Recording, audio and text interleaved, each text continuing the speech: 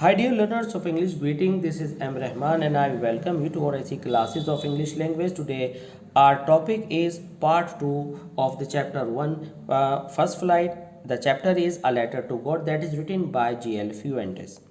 आपने सुना था कि इस चैप्टर में एक किसान है जो कि बहुत हार्ड वर्किंग है और उसने अपनी मेहनत से फसल को ग्रो किया है और फसल बहुत अच्छी हुई है। उसको ज़रूरत होती है बारिश की, बट अनफॉर्चुनेटली वह बारिश हेल स्टोन्स में बदल जाती है और उसकी फसल पूरी तरह से तबाह हो जाती है। आइए आगे देखते हैं इस सेकंड पार्ट में कि लंचू के साथ क्या होता है। देखिए, जब हम किसी भी पैराग्राफ को लेकर के चलते हैं तो सबसे पहले हम पैराग्राफ पर एक नंबर डालते हैं और पैराग्राफ पर नंबर डालने के साथ साथ हम बताते हैं कि इसको हम क्या टाइटल देने जा रहे हैं। तो हर पैराग्राफ को हम एक टाइटल देंगे, उससे चैप्टर को समझना आसान हो जाता है। आइए शुरू करते हैं second part. But in the hearts of all who lived in the solitary house, solitary means alone, lonely, जो अकेले में बनी हुई कोई चीज़ हो उसको आप सॉलिटरी कहते हैं। और वह हाउस था किसका? लंचू का। In the middle of the valley, जो कि घाटी के बीच में एकमात्र लंचू का मकान था। ठीक है, उस घर के अंदर रहने वाले लोगों के हृदय में there was a single hope, एक आशा बची हुई थी और वो थी हेल्प फ्रॉम गॉड।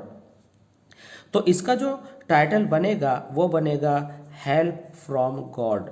तो आपको याद रह जाएगा हेल्प फ्रॉम गॉड का ओरिजिन चैप्टर में कहाँ से हुआ, ये विचार कहाँ से आया। Don't be so upset even though this seems like a total loss, बिल्कुल परेशान मत हो हालांकि ऐसा लगता है कि पूरी तरह से नुकसान हो गया है। Remember no one dies of hunger, याद रखिए कि कोई भी भूख से नहीं मरता है। ऐसा लंचू की पत्नी ने लंचू को समझाते हुए कहा। That's what they say, no one dies of hunger, Lencho ने रेस्पॉन्स दिया कि हाँ, वास्तव में भूख से कोई नहीं मरता है, ऐसा ही लोग कहते हैं। ऑल थ्रू द नाइट, पूरी रात Lencho thought only of his one hope, पूरी रात लंचू सोचता रहा अपनी एकमात्र उम्मीद के बारे में, द हेल्प ऑफ गॉड, और यह उम्मीद थी ईश्वर की तरफ से। Whose eyes as he had been instructed, और जैसा कि लंचू को ये शिक्षा दी गई थी, ये समझाया और बताया गया था कि जो गॉड की आईज हैं वह क्या होता है? See everything. जो लाइन्स हम अंडरलाइन कर रहे हैं वह पोर्शन, अंडरलाइन पोर्शन आपके आंसर्स के लिए बहुत इंपॉर्टेंट है, इसलिए आप भी अंडरलाइन कर लेंगे। Even what is deep in one's conscious, अगर किसी इंसान के, डीप मीन्स गहरे, कॉन्शियस मीन्स चेतन मन में, किसी इंसान के डीप थॉट्स में भी अगर कुछ छिपा हुआ हो तो ईश्वर उसे भी देख लेते हैं। Lencho was an ox of a man, यहाँ पर कहा गया कि लंचू इंसान के रूप में एक बैल था। Working like an animal in the fields, वह पशुओं की तरह जंगल में, खेतों में काम किया करता था। But still he knew how to write, लेकिन फिर भी उसको पता था कि लिखा कैसे जाता है। तो ये पोर्शन वहाँ पर काम आएगा जब आपसे पूछा जाएगा कि लंचू का कैरेक्टर स्केच लिखिए। तो आप लिखेंगे he was a man of conscious, फिर आप लिखेंगे कि उसका ईश्वर में क्या फेथ था, फिर लंचू की जो वह पढ़ा लिखा था या नहीं। जब आप इस बारे में लिखेंगे तो आप लिखेंगे कि he knew how to write and read, और वह बैल की तरह मेहनत करने वाला इंसान था। द फॉलोइंग संडे, आने वाले संडे में, एट डे ब्रेक, मॉर्निंग के समय में, he began to write a letter, उसने एक लेटर लिखना शुरू किया, which he himself would carry to town, जिसको वह खुद अपने हाथ से टाउन लेकर के गया, और प्लेस इन द मेल, और उसने उसे पोस्ट बॉक्स में डाल दिया। It was nothing less than a letter to God, यह ईश्वर के नाम पत्र से ज़्यादा कुछ नहीं था। इस 7 नंबर में आप देखेंगे कि यहाँ 7 पैराग्राफ को हमने टाइटल दिया है गॉड नोज एवरीथिंग, ईश्वर सब कुछ जानते हैं। तो जैसे ही आपको ये टाइटल माइंड में आएगा आपको पता लग जाएगा कि जब लंचू की फसल पूरी तरह से तबाह और बर्बाद हो चुकी थी तो ईश्वर से एक उम्मीद थी लंचू के मन में, और उसे लगता था कि ईश्वर अगर किसी व्यक्ति के मन में भी कुछ छिपा हो तो उसे भी जानते हैं। तो इस तरह से आप इसकी पैराग्राफ की पूरी समरी समझ पाएंगे। आइए अब आते हैं पॉइंट नंबर 8 पर। गॉड ही रोड, आपको एक क्वेश्चन पूछा जाता है कि लंचू ने अपने लेटर में क्या लिखा, तो एज इट इज़ आपको ये पोर्शन उसके अंदर यूज़ करना पड़ेगा। तो इसके लिए आप इसको पूरे पोर्शन को इम्पोर्टेंट मानने के लिए इस तरह से साइड में एक लाइन बना लें। गॉड ही रोट, उसने कहा, हे ईश्वर, if you don't help me, अगर आप मेरी मदद नहीं करते हैं, my family and I will go hungry this year, मैं और मेरा परिवार जो है इस साल भूखा मर जाएगा। आई नीड 100 पीसोज, पीसोज वहाँ की करेंसी का नाम है। In order to sow my field again, मुझे 100 पीसोज की ज़रूरत है। In order to means so that, मैं फसल को दोबारा बो सकूँ। और एंड टू लिव, और जीवित रह सकूं, अनटिल द क्रॉप कम्स, जब तक कि फसल नहीं आती। इट मीन्स कि उसको खर्चे के लिए खर्चा करने के लिए उसके पास पैसे नहीं थे, तो इसलिए उसने ईश्वर से 100 पीसोस के लिए लेटर लिखा। इस पॉइंट नंबर 8 में देखेंगे कि लेंझू ने लेटर लिखना शुरू किया है, और जितने भी ये सारे वर्ड्स हैं ये आपको एक क्वेश्चन में पूछे जाएंगे। What did Lencho write in his first letter, तो आपको सारा कॉपी करना पड़ेगा, कोट करना पड़ेगा। जब आप आंसर लिखते हैं इस तरह से डायरेक्ट में कॉमास के साथ, तो आपको एज इट इज सारे वर्ड्स कॉपी करने पड़ते हैं। जब आप इसी आंसर को इनडायरेक्ट स्पीच में लिखते हैं तो आप सारी बातों को चेंज करके एक रिपोर्ट के रूप में अपने वर्ड्स में लिख सकते हैं। तो इस पैराग्राफ नंबर 8 को हम टाइटल देंगे first letter.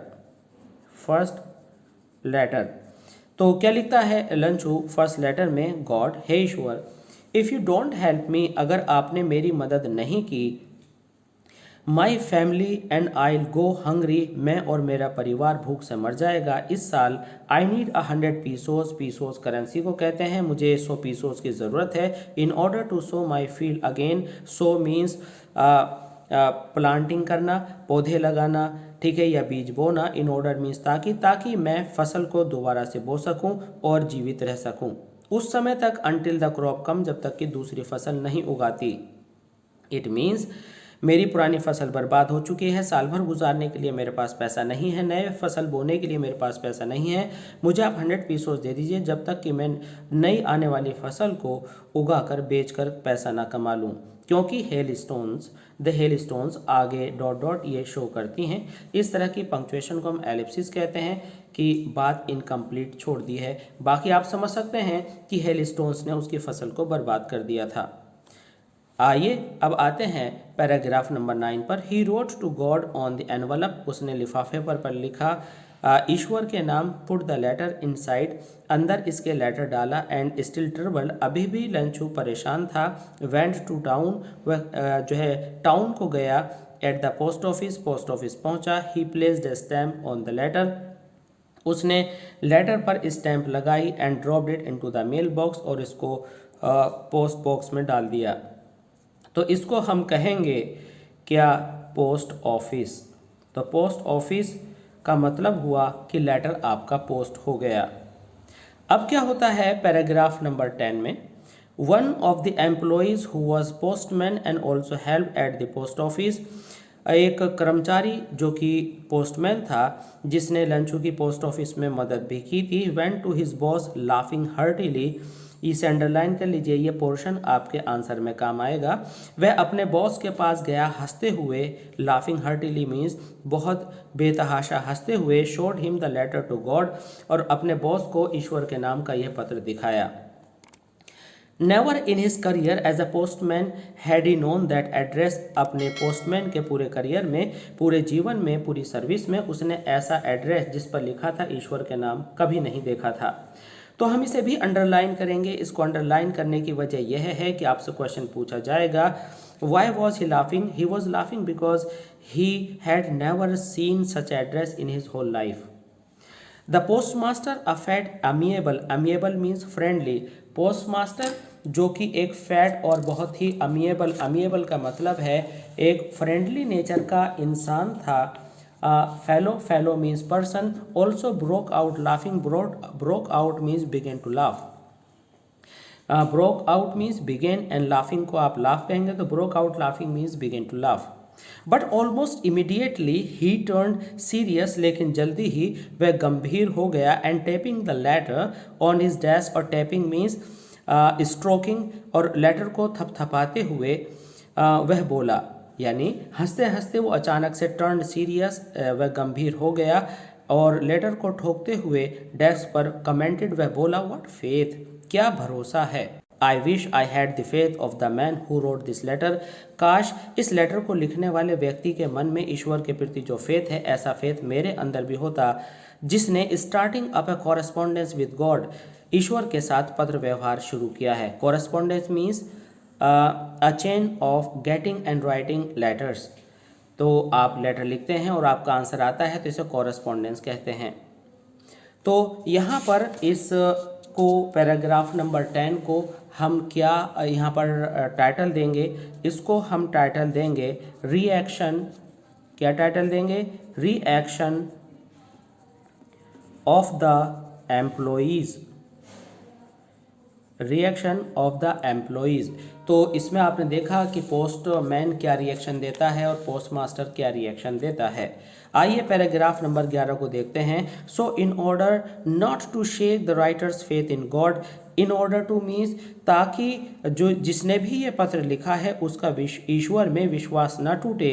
The post master came up with an idea, post master के मन में एक विचार आया, आंसर द लेटर, क्यों ना लेटर का आंसर दिया जाए। But when he opened it, लेकिन जब उसने इसे खोला, इट वॉज एविडेंट, यह बात बिल्कुल स्पष्ट थी, दैट टू आंसर की आंसर देने के लिए it needed something more than goodwill, ink and paper, कि इसमें ज़रूरत पड़ेगी भलाई और रोशनाई और कागज़ से ज़्यादा किसी और चीज़ की।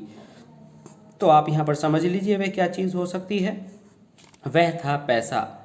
यानी इस लेटर का आंसर देने के लिए उसको ज़रूरत थी अच्छी भावना, इंक और पेपर के अलावा पैसे की। But he stuck to his resolution, stuck means firm, वह अपने इस रेजोल्यूशन मीन्स पक्के इरादे से स्टक रहा, वह बिल्कुल चिपका रहा। इट मीन्स उसने इसको कैंसिल नहीं किया। He asked for money from his employees, उसने अपने कर्मचारियों से पैसा मांगा। He himself gave a part of his salary, यानी लंचू को 100 पीसोस भेजने के लिए उसने अपने कर्मचारियों से चंदा मांगा और अपनी सैलरी का एक हिस्सा दिया। And several friends of his were obliged, और उसने अपने दूसरे दोस्तों से भी रिक्वेस्ट की, give something for an act of charity, कि वह दान के नाम पर उसको कुछ पैसा दें। तो यहाँ पर आएगा कि reaction of the post master, of the post master, यानी पोस्ट मास्टर ने क्या रिएक्शन दिया।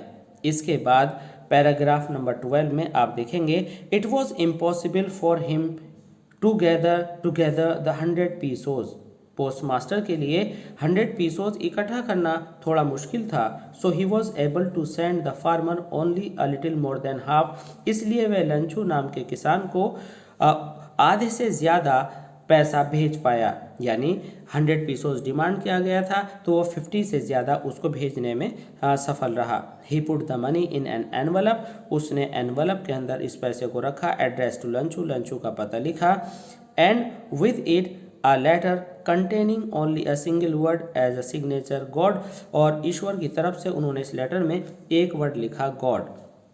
अब यहाँ पर हम देखते हैं टेक्चुअल क्वेश्चंस को। पहला टेक्चुअल क्वेश्चन है, हु और what did Lencho have faith in, Lencho को किस में फेथ था।